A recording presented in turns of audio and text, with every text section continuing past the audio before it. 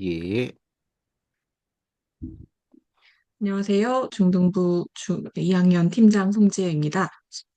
그 진행 순서 먼저 말씀드리겠습니다. 2022년 개정 교육과정의 그 핵심 내용과 그다음에 개념 중심 교육과정에 대한 안내와 저희 CNA 워크북과 수업에서 이 개정 교육과정을 어떻게 대비하고 있는지 말씀드릴 예정이고요. 더 세부적으로는 저희가 사실은 국어 사회만 다루고 있는 건 아니지만 교과 영역에서 가장 연관성이 깊다고 봤기 때문에 이 국어 사회 과목의 특징, 변화 이런 것들을 한번 짚어보면서 이에 대해서 CNA 논술이 어떻게 대비하고 있고 워크북과 수업의 내용은 어떻게 부합하는지 말씀드릴 예정입니다. 그러면서 상세하게 수업 구성에 대해서 사례를 통해 보여드릴 예정이고요. 그리고 전반적으로 언제나 그랬듯 수행평가, 논서수령평가, 그리고 고등학교에 올라갔을 때의 창체 활동이나 그다음에 또 대입의 면접이나 그 논술 평가에서의 연관성 말씀드릴 예정입니다. 네. CNA가 어떤 이름인지 잘 모르시는 학부모님 혹은 학생들도 많아서 일단 이렇게 적어봤는데요. 저희는 비판과 대안을 함께 제시할 수 있는 학생을 양성하는 것을 목표로 하고 있습니다. 음, 중학교 아이들이 특히나 초등학교도 물론 그런 활동을 해 나가지만 훨씬 더 이 추상화나 인과 추론, 정보 적용 사례 연계 등을 해나갈 수 있는 그런 역량을 갖추고 있는 시기이기 때문에 훨씬 더 수업 효과를 높게 볼 수 있는데요. 이러한 활동이 사실은 30명이 함께하는 학교 현장에서나 선다형 문제풀이의 학습을 통해서는 발휘되기가 좀 어렵습니다. 그래서 어휘력이나 추론 능력 같은 것들을 점검할 때에는 선다형 문제풀이도 효과적이겠지만 지적인 호기심을 펼쳐나가거나 지식을 능동적으로 활용하는 21세기의 인재의 그런 역량을 기르는 데에 사실 유효한 수업이 무엇일까? 그것이 저희의 고민이고 이 부분을 겨냥하고 있다고 자부하고 있습니다. 그래서 그 부분에 대해서 좀 그 정보를 얻어가실 수 있게끔 말씀드리겠습니다. 일단은 2022년 죄송합니다. 네.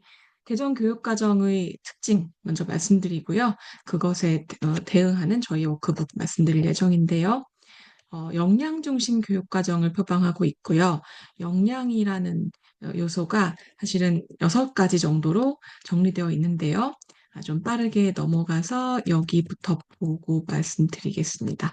예, 자기 관리 역량, 지식 정보 처리 역량, 창의적 사고 역량, 심미적 감성 역량, 협력적 소통 역량, 그리고 공동체 역량까지요. 사실은 미래 사회가 요구하는 핵심 역량이라고 하지만 지금까지의 2015년이나 2008년의 교육 과정에서 어, 내용은 조금 달라졌습니다만 인재상으로 우리가 그 키워가야 하는 아이들의 역량임은 사실 동일한 것 같습니다. 하지만 2022년 개정 교육 과정의 세부적인 내용을 봤을 때 이를 더 효과적으로 성장시킬 수 있는 그런 특징을 분명히 가지고 있기 때문에 그 부분을 좀 주목하셔도 좋을 것 같습니다. 다시 앞으로 돌아가서요. 그 내용이란 바로 개념 기반 학습 교육이라는 특징인데요. 여기 앞에서부터 보면 핵심 아이디어, 교과목의 핵심 아이디어, 개념을 중심으로 지식을 스스로 쌓아가는 학생을 길러내는 것을 목표로 하고요. 암기형이나 강의형인 수업을 떠나서 그것을 벗어나서 교과서 내의 영역도 어, 자신이 깊이 있게 이해를 해야 되고요. 그리고 교과 간 연계성에 주목해서 교과를 꾸려 나가려고 한 것이 사회 교과서나 어, 네, 어, 국어 교과서에도 충분히 많이 드러나거든요. 그런 특징과 함께 이를 삶에 연계된 전이학습으로 어, 추구하려고 하는 부분이 많이 보입니다. 뒤에 말씀드리겠지만 국어 영역에서도 학생들의 참여와 활동이 굉장히 늘어났다. 교과서가 거의 뭐 지문이 보통은 뭐 시의 경우에는 한두 페이지가 시고 그 다음에 한 서너 페이지가 학습 활동이었다면 훨씬 더 길게 교과서가 학습 활동에 분량을 할애하고 있다는 점을 말씀드리겠습니다. 앞으로 그어드릴 텐데요. 그런 점에서 삶과 연계된 전이학습, 스스로 학생들이 지식을 쌓은 것을 가지고 활용해서 적용해서 자신의 삶에 적용할 수 있는지 이런 것들을 실생활 맥락으로 바꿔나갈 수 있게끔 어, 겨냥한 그런 교육과정이 도입되고 있습니다.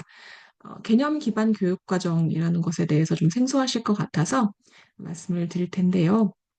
개념은 사실은 교육학적으로 주제 학습과 약간 대비되는 개념 뜻으로 의미로 가지고 온 그런 개념입니다. 그 개념이 사실은 생소하다고 하실 수 있겠지만 지난 교육 과정에서도 역사나 사회나 국어에서 교과 개념에 대해서 숙지가 이루어져야 그 다음에 학습이 이루어질 수 있다는 말을 많이 들어보셨을 거예요. 그 내용에서의 개념인데요.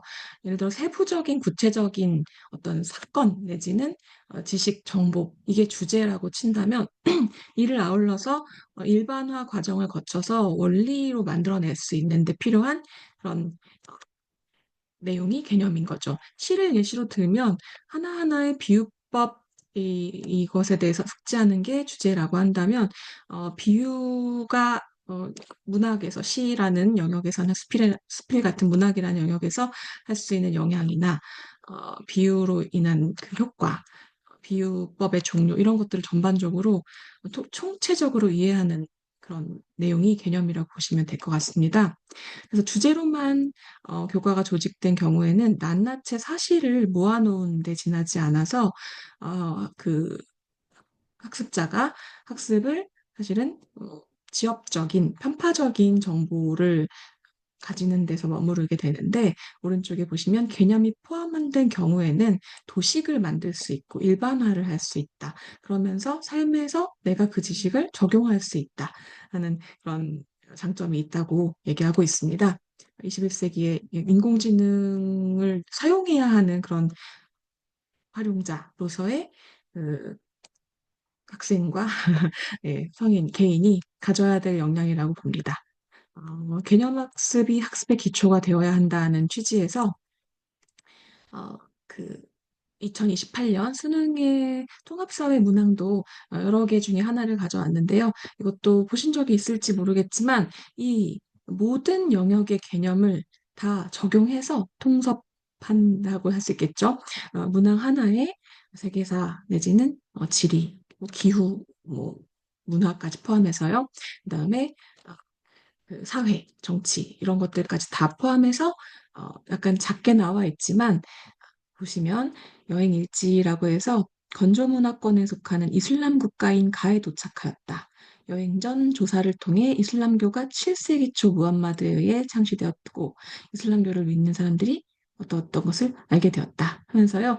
이 지역에 대해서 설명으로 옳은 것을 고르라고 하고 있습니다. 그런데 선택지를 보시면 침엽수로 지은 목조 가옥에 거주한다. 문화 내지는 기후 내지는 식생까지 알아야 하고요. 여름 계절풍 이거는 기후죠.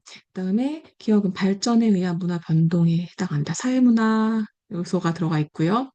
다양한 문화 요소가 결합하여 새로운 문화가 형성돼 문화 변동이 나타나고 있다. 사회문화고요.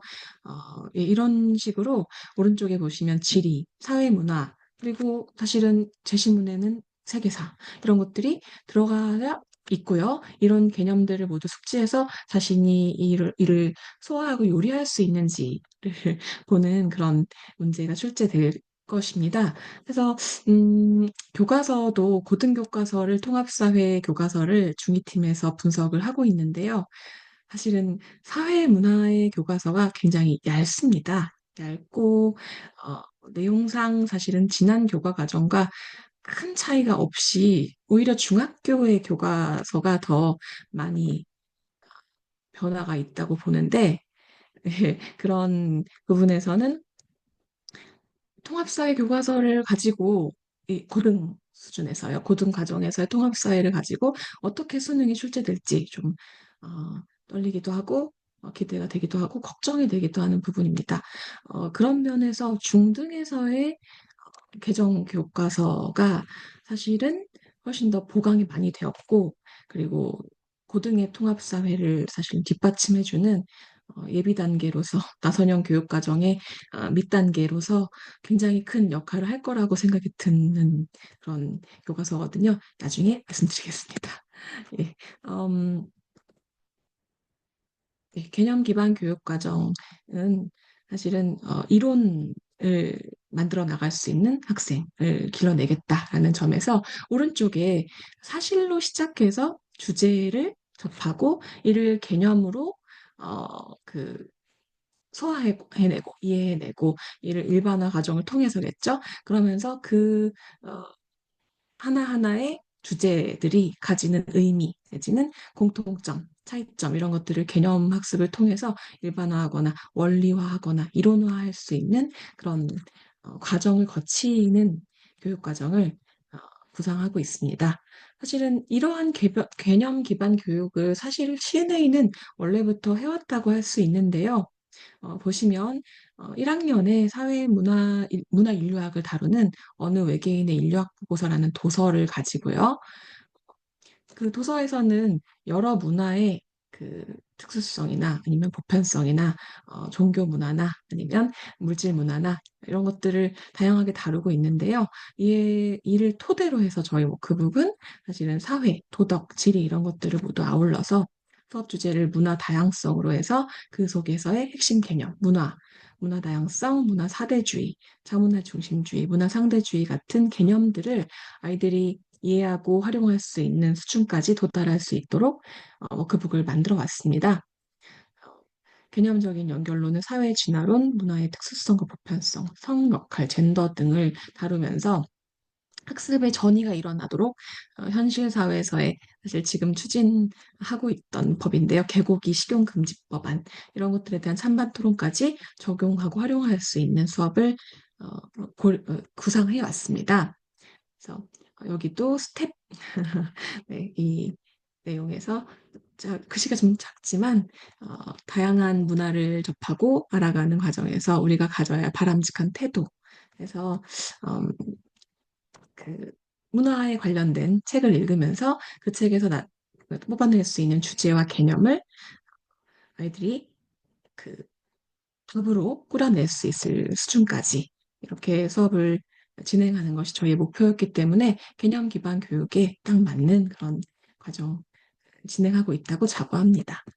어, 토론해봐, 논술해봐. 또 아까 말씀드렸듯이 이 2시간의 수업 후에 1시간 정도의 토론 혹은 논술 이런 것들을 진행하게 되는데 책을 읽으면서 쌓아온 지식을 수업에서 정리하고 발표하면서 어, 자신의 좀 지식을 보완하거나 좀 살을 붙이는 과정을 거쳐서 이를 이용해서 활용하는 토론까지 혹은 논술까지 적용과 활용이 이루어지도록 그렇게 구상하고 있습니다. 네, 하나만 예시를 들어드렸는데요. 이런 어, 자기주도적이면서 또 창의적인 사고가 필요한 활동을 통해서 2022년 교육과정의 역량을 골고루 함양해 나가고 있는 저희 과정이라고 생각이 듭니다. 단편적인 지식을 암기하는 수업이나 문제풀이 중심의 수업은 사실 앞으로의 교과서를 활용한 수업에서 약간 비중이 줄어들 것이고요. 학생들이 적극적인 자신의 활동을 해나가는 그런 역량을 갖추는 것이 중요한데요. 이를 옆에서 돌 그 생각입니다. 네, 다음은 네, 이러한 교육과정의 목표를 떤 교수 학습 설계로 뒷받침하고 있는가 교육부의 그 발표를 정리했습니다. 단편적인 지식의 암기를 지향한다.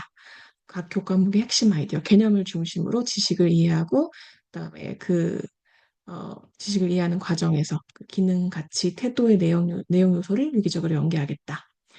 또 하나는 교과 내 영역 간의 그리고 또 교과 간 연계성을 고려해서 다양한 과목을 융합하는 수업도 진행하게 되고요. 이 또한 사회 과목에서 많이 이제 적용이 된 듯합니다. 학습 내용을 실생활 맥락에서 이해하고 적용하는 기회를 제공하겠다. 국어만 해도 학습 활동이 굉장히 단계적으로 자세해지고 어, 풍부해졌더라고요. 그래서 네, 학생들이 참여해서 직접 자신이 수행해야 하는 활동이 얼마나 많아졌는지를 느낄 수 있었습니다. 이런 목표를 지향하고 있고요. 학생 스스로 탐구하고 학습할 수 있는 자기주도 학습을 기르게끔 하겠다. 그러면서 네, 언어 수리 디지털 기초 소양을 모든 교과를 통해 함양할 수 있도록 하겠다라고 발표하고 있습니다.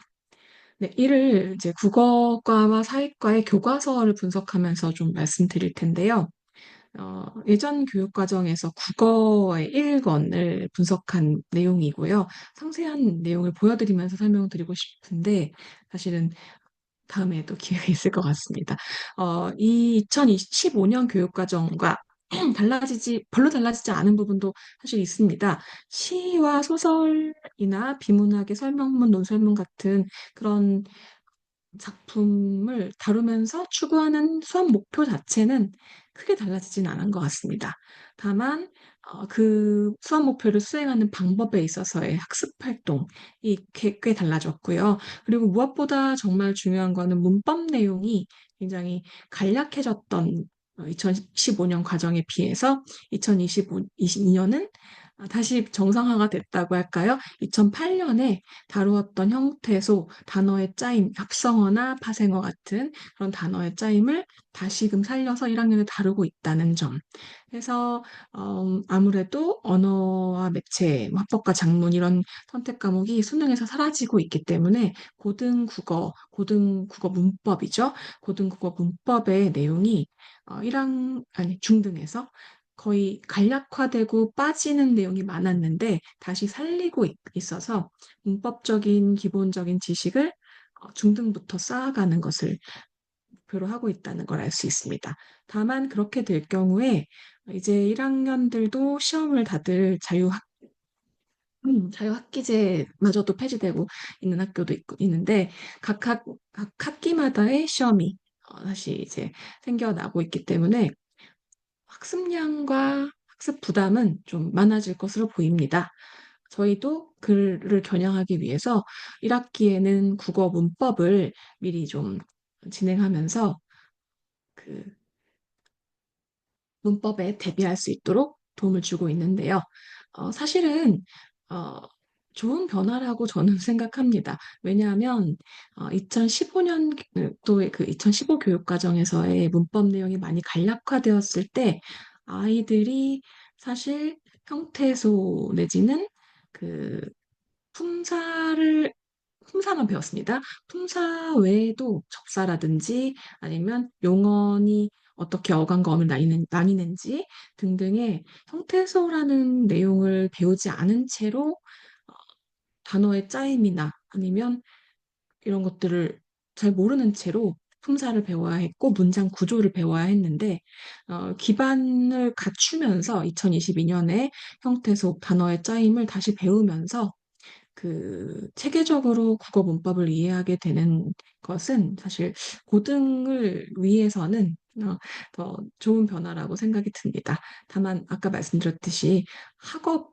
부담이 커지는 점을 대비해서 어, 사실 시험 때에만 벼락치기로 문법을 어, 대충 공부하는 게 아니라 전반적인 1학년에서의 형태소, 2학년에서의 의문의 변동, 3학년에서의 문장 성분 이런 것들이 연계되어서 다 이어지는 내용이기 때문에 장기적으로 그 지식을 사실은 확립하거나 아니면 되풀이해서 복습을 하거나 할 수 있는 그런 학습이 필요하다고 봅니다. 저희는 그래서 사실 분원마다 학기 중은 아니지만 방학 동안에 문법 특강을 계속해서 진행하는 걸로 거의 대부분의 분원들이 진행하는 걸로 알고 있는데 이런 식으로 문법에 대해서는 사실 대비할 수 있게끔 도움을 주고 있습니다. 다른 변화를 본다면 학습 활동에서 옛날 같으면 그 문항 하나로 완결되던 학습 활동이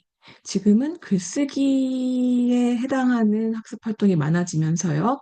주제를 정하기, 개요를 쓰기, 그다음에 개요 쓰기잖아요. 자료 선정하기, 개요 쓰기, 그리고 진짜로 글을 써보고 고쳐쓰기의 단계까지가 학습지의 형태로 교과서에 들어가 있습니다.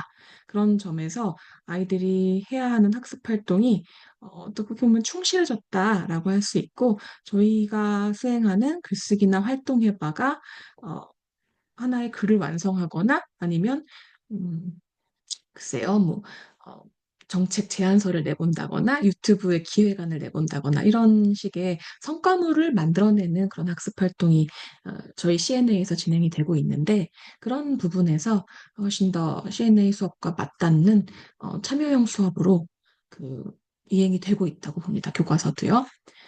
또한 음, 사실 그 개념을 학습하는 것을 중시하기 때문에 어, 문법 같은 경우에는 거의 또 시도 그렇고요. 옛날에는 지문만 나오고 나서 그 다음에 나머지 개념들은 교사가 다른 학습지를 제공한다거나 재량으로 필기를 하게 만든다거나 해서 설명하는 방식을 취했다면, 이제는 거의 교과서가 자습서형으로 들어가면서 훨씬 더 상세해지고 교과서 내에서 그 개념 학습이 완결이 되도록 하는 그런 특성이 있습니다. 그래서 학생들은 학습의 양은 많아지겠지만, 어, 과거에 이제 2015년 교육과정이 2008년보다는 더욱더 참여형 수업을 지향했으나 아직까지는 과도기적 형태였다면, 이제는 점점 더 다양한 수행평가를 교과서 내에서 요구하고 있고, 학생들이 직접 구상하고 완성하는 활동을 많이 해나가게 될 것 같습니다. 다음은 사회 과목인데요. 설명이 네, 죄송합니다. 예, 2015 교육과정에서는 사실 사회 1을 분석해 봤을 때 지리가 가장 어, 달라진 점입니다. 지리를 기후 한 단원, 지형 한 단원, 문화 한 단원 이렇게 나눠서 각각의 그 단원으로 한 6단원까지를 구성했다면, 이제 2022년 교육과정은 굉장히 특이합니다. 세계화 시대를 감안했다고 보이는데요. 일단 1단원의 제목이 세계화 시대 지리의 힘이고요. 그리고 그 목표를 겨냥하듯이 이번에 2단원의 제목은 아시아고요. 세부적인 소단원들이 아시아에 있는 국가들, 그 국가의 자연 환경, 종교, 문화, 인구 특징, 성장 잠재력, 산업 특징까지 이런 부분을 다루고 있습니다. 마찬가지로 3에서 6단원도 생략했지만 비슷합니다. 그래서 한 지역에 대해서 총체적인 이해를 할 수 있는가? 이를 사실 그 다 연계해서 교과 내에서의 아시아 국가의 특성들을 한 학생이 자신이 쭉 연결해서 설명할 수 있고 이해할 수 있어야 소화할 수 있는 그런 단원으로 꾸며지고 있습니다. 굉장히 고무적이지만 또 걱정스럽기도 한, 왜냐하면 학습량이 많아질 것이기 때문에 그런 부분이기도 한데요. 나머지는 비슷합니다. 사실 바뀌기가 좀 어려운 정치하고 법에 대한 사회 1에 나오는 그 내용은 그대로라고 보는데, 여기도 교과서의 세부적인 내용을 보면 지도라든지 참고 자료가 되게 많아졌고, 그리고 활동하는 그런 문제들도 많아진 편입니다. 그리고 또 조금 변화가 있다면, 원래는 사회 2에 들어갔던 인권이 사회 1로 와서 법과 정치와 이어지는 연계성을 강화했다는 점, 그런 점이 있습니다. 전체적으로 오른쪽 보시면 고등 통합사회 전 단계가 이제 그 중등 사회에서 이루어지는 것 같고요. 사실 중등과 고등이 아까 말씀드렸듯이 사회교과서를 둘 다 같이 비교해 봤을 때 오히려 중등의 사회교과서가 더욱더 심도도 있고 친절하고 그렇습니다. 그래서 중등에서 사회를 사실은 아이들이 지필고사를 볼 때에도 뭐 3시간 정도 공부하면 100점 맞는 과목 이렇게 쉽게 생각하는, 학교마다 다르지만요. 그런 경우도 있었는데, 이제는 좀 장기적으로 기억도 할 수 있고 이해를 기반한 기억을 해나갈 수 있고, 이게 통합사회의 고등과도 이어진다는 그런 의식을 가지면서 어, 학습을 하는 자세부터가 좀 달라져야 되지 않을까라는 생각이 듭니다. 학습량도 증가할 것이고요. 그리고 아까 말씀드렸듯이 지리의 영역에서는 통합적인, 통섭적인 사고, 총체적인 이해, 이게 가능한 학생들이 유리할 것 같습니다. 그러면서 개념학습, 일반화 이런 것들에 좀 힘을 써서 잠깐 또 암기하고 시험 보는 게 아니라 이 지식이 오랫동안 남아서 고등학교 1학년 때까지 혹은 수능 볼 때까지 이어질 수 있게끔 하는 게 중요할 것 같고요. 저희도 이를 돕기 위해서 힘을 쓰겠습니다. 네. 그래서 전체적으로 배경 지식을 갖추면서 암기보다는 이해를 중시하고 교과 개념어를 충분히 이해하고 나서 어, 교과 학습을 해 나가야 되는 그런 어, 면이 더 많아지고 있는 것 같고요. 지식을 적용하고 활용하는 것을 중시하면서 교과 간에 혹은 교과 내에서의 융합이나 통섭 같은 것들을 중시하는 그런 면모가 좀 보입니다. 저희가 이런 요소를 원래부터도 선정도서에 반영하고 있었습니다. 문학의 경우에는 교과서 시 다보기라고 해서 시에 관련된 개념들을 미리 먼저 배우면서 아이들이 중학교 올라가기 직전에 베스트 컬렉션에서 다루게 됩니다. 그렇게 되면 3개월 정도 그 3월 달에 중1이 되어서 시를 딱 처음 1단원으로 배우기 전에 시에 대한 개념 학습이 먼저 이루어질 수 있게끔 그래서 교과서에 나오는 시를 온전히 자기 힘으로 분석할 수 있게끔 그렇게 겨냥을 하고 있고요. 비슷합니다. 모두 다 이제 한문 소설 같은 경우에도 고전이 1학년보다는 2학년, 3학년에 출제가 된다는 점을 겨냥해서 중1 한 하반기에 그렇게 편성을 해놨습니다.